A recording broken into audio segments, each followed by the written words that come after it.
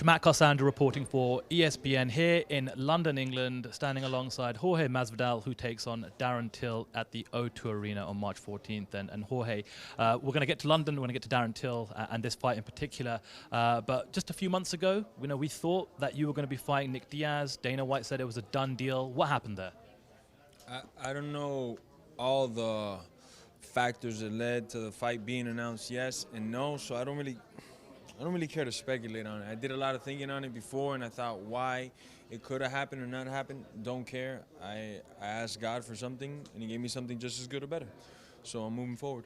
Was that a fight that you've always been chasing, a fight that you're still interested in fighting Nick Diaz at one point?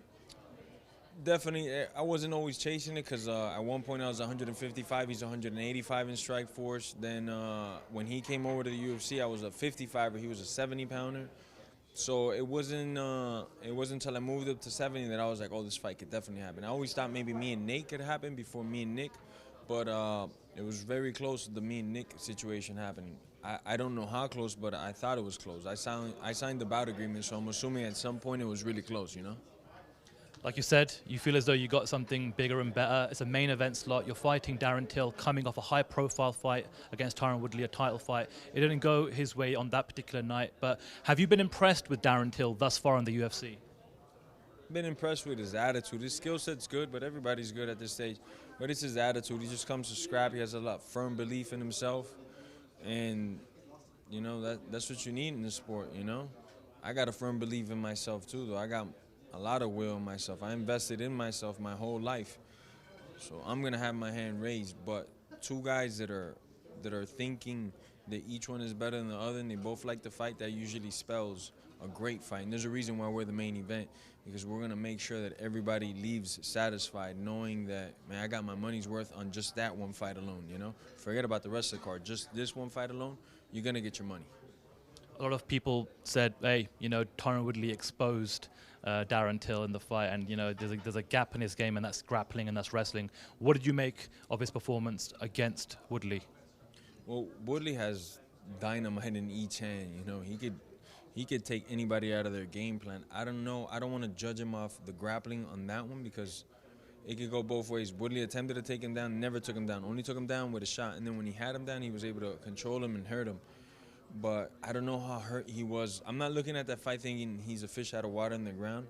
I'm looking at that fight going, Woodley hit him hard, and then Woodley finished him off. I don't know how hurt he was on the ground, because if he's fresh, yeah, he wasn't the best. If he didn't have no cobwebs, but I don't know how hurt he was, especially after the elbows that he took. He took a good amount of elbows. So I don't want to base his ground performance off that performance. I just find that myself. If we have to go to the ground, I'll figure it out for myself. You had a chance to face off with him for the very first time and size him up earlier at the press conference. First impressions, what did you make of him sizing him up? Big dude, definitely a big dude. Definitely could be a middleweight at some point, Tall, pretty thick. Doesn't look like a welterweight, Even when with his jacket on, he looked big, but then he took his jacket on. It's fucking huge. The guy's big, But the bigger they are, the harder they fall, they say. So let's see if that's true. The big storyline coming into this fight, when it's fight week, will be, how's Darren Till looking? Is he going to make weight? Are you concerned at all that he's going to make 171 pounds for this fight? I hope he makes the weight, but it's not my concern. That's his concern. I want him to make weight because I signed the dotted line saying that I'm making weight. I'm hoping that he keeps his end of the bargain and comes in at 171. That's what professionals do. If he doesn't, no hard feelings. They got to pay me more, but that's it. It's funny, at the press conference, you were kind of almost in a sandwich in between, a back and forth between Edwards and Till. I think at one point you were asking for the Wi-Fi password while they were going backwards and forwards.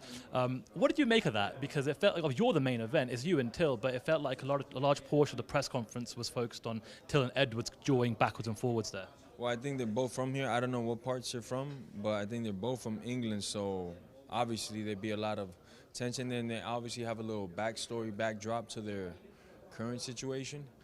I really don't give a fuck, man. If they were to fight or start hugging it out, I could care less, man. I actually don't care to be in press conferences. It feels like you're in high school. Your mom this, your dad that. I'd rather be in the gym or eating some sushi with some hot chicks or something, man. I don't want to be around a bunch of dudes just talking, man. It's not my style, What does this fight mean for you? I know obviously you're coming off, a couple of back-to-back losses. This is obviously still a massive moment for you, a big fight, main event against Till, huge fight.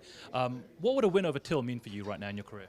Could mean a lot of things. He just fought for the title. They might be like, man, this is the guy that send them to war, because I felt I beat mine, Maybe who knows, a million things can happen. Or maybe I beat Till and I got to beat another 3 guys.